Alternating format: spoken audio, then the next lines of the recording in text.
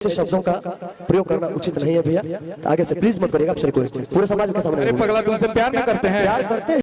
लो बाबू एगो पवन मरलन ना तब तक ले दूसर का पवन तैयार है। जी हाँ, मैं ये क्यों कह रहा हूँ आप लोगों को खुद ब खुद पता चल जाएगा। जी हाँ दोस्तों, आप लोगों को बता दें कि परसों रांची में हो रहे स्टेज शो में पहुंचे हुए थे गुंजन सिंह और ये प्रियांशु सिंह, जिनका उम्र 25 साल है और ये एक बहुत ही अच्छे म्यूजिक डायरेक्टर हैं। आप लोग खेसारी लाल यादव का भी गाना सुनते होंगे, आप लोग नीलकमल सिंह का भी गाना सुनते होंगे, पवन सिंह का भी गाना सुनते होंगे।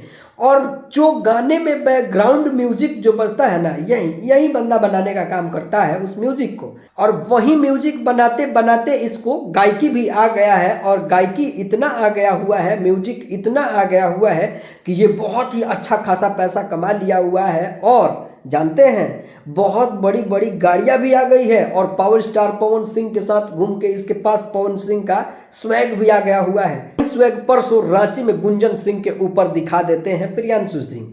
होता कुछ ऐसा है कि प्रियांशु सिंह और गुंजन सिंह स्टेज शो कर रहे थे, गाना गा रहे थे गुंजन सिंह, और पवन सिंह के छोटे बेटे जो कि प्रियांशु सिंह हैं वो भी गाना गा रहे थे। लेकिन ऐसा क्या हो जाता है कि प्रियांशु सिंह इतना भड़क जाते हैं, तो होता ऐसा है कि प्रियांशु सिंह को बेटा शब्द से नवाज देते हैं गुंजन सिंह। वहीं पवन सिंह के सुन के ही गुंजन सिंह नवाज देते हैं, जिसके बाद ये होता है कि गुंजन सिंह को वो भरे स्टेज पर इतना जलील कर देते हैं कि शायद आप लोग उस जगह पर होते तो आप लोगों को समझ में आ जाता कि कितना बेइज्जती हुआ था। खैर, आप लोग गुंजन सिंह का मुंह देख रहे होंगे कि कितना उतरा उतरा सा था और गुंजन सिंह बहुत ज़्यादा शर्मा गए हुए थे।